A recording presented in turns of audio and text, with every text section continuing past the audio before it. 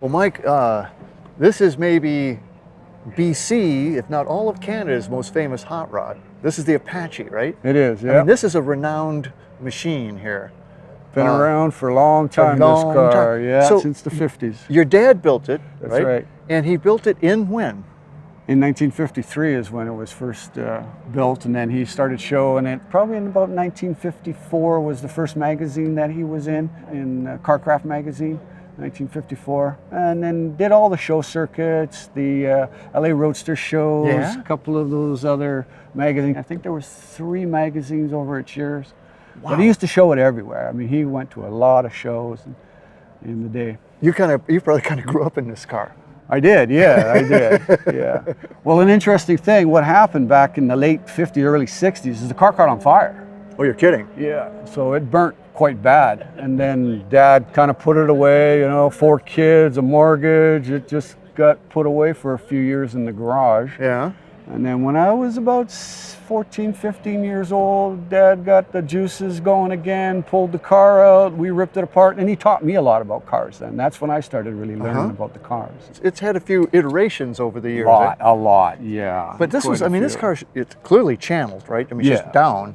And that's pretty early on to be doing some of this stuff. Yeah, he was a bit of a, pioneer in those areas, He's a very artistic person. I mean, he used to paint and so forth. So he was an artist for many years. Yeah, it's interesting you say that, because that's what I see. Is this thing is it flows, and it's clearly got a lot of design in it. This wasn't just let's build something. Let's channel it. I mean, this is a piece of art. It is, and that was Dad's thing. Like he hand built most of everything. Like these panels, he built those. These fenders with the nice little butches on there, he built all that stuff. I love the cycle fenders. I mean, that just looks great. How do you do this peaking? Well, it's just some rod. You put some small rod in there, and you weld it in, and then and then you shape it a little bit with some filler, and then of course, like even a little peak here, just the small details that he just really paid attention to, the very tiny details. Yeah, it's a beautiful straight machine. Axle in the front end. Yeah. And what's the suspension? That's pretty cool. Yeah, that 4-link is a gentleman back in I think 75 is when we got that 4-link on there. And the front calipers are out of Volkswagen, and straight axle, and these dampeners, they're not really shocks, they call them dampeners, just to stop the vibration and the bouncing on that. So that's kind of an old school style front end that's been around for a long time, that type of front end. Well, the car's gone through a number of iterations, but one of the things that it's really pretty much always sported was that exhaust system. That exhaust system is the iconic part of this car. Yeah. That's something that will never change. I always have that look to it. What was kind of the influence for that? Well, I think the influence was the old airplanes. Back in the 40s, they had those airplanes with the Mustang, the Mustang, P50, exactly, P51, and that's kind of where he got those kind of ideas from. He would take some things like that and he get transferred over to the car.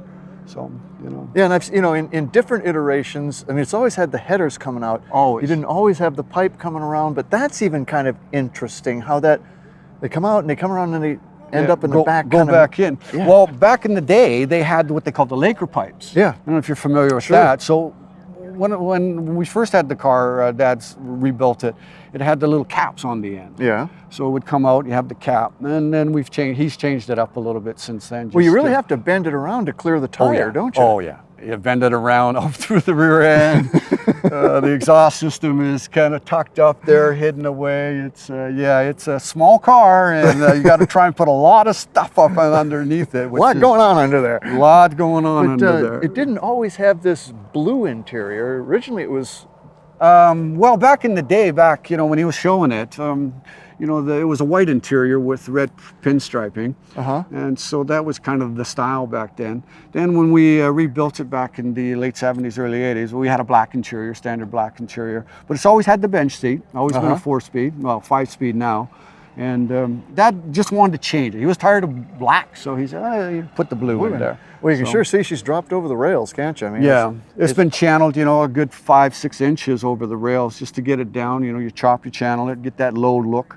But you know, like again, this is like a nice little rod he put in here, welded in, and then body fill it. And then just mold it, huh? And you mold it in like you're building the Mona Lisa or something, you know. Just so you've got some of the magazine articles, and you got this picture of your mom and dad in the early 1957. 57, driving to what? Watkins Glen? Watkins Glen in That's this car. Like, you know, across the continent. Yeah. All in this roadster. In this roadster. Pulling with a trailer. Just married. Just married. Yeah. It's hard to believe, eh?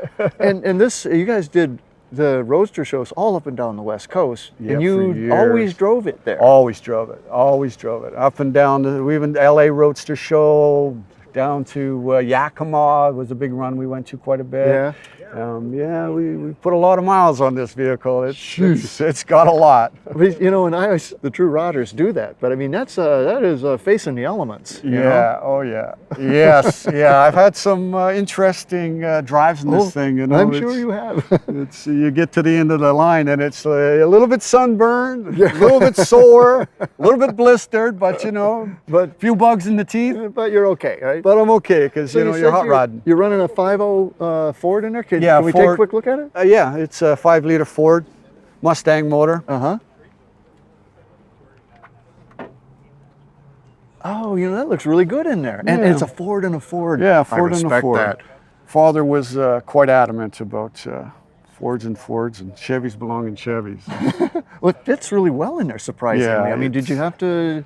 Was it tricky or? It was a little bit tricky getting it in there, mostly on the tunnel for the transmission, but not so bad on the front end, you know, we did pretty good with that. And then of course the engine's a little bit too long, so we had to run you couldn't run a front fan on there, we had to run the auxiliary electric fan on there to keep it cool. But this thing runs so cool, I've never ever had a problem with it overheating. That's a lot of engine for something this light, really. Yeah, that's plenty of engine for something this light. Yeah, it'll get up and go pretty quick for such a, you know, it doesn't weigh anything, this little car, you know, so with 300 plus horsepower, it moves out pretty quick. It'll scare you if you want to. Oh yeah, I'm sure. It's just a cruiser, you know, but I cruise it. I don't.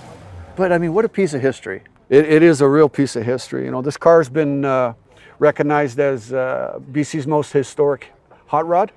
Father was awarded award and put into the Motorsport Hall of Fame for BC. Yeah, totally awesome. Jim McGowan's Apache. Right? Yes.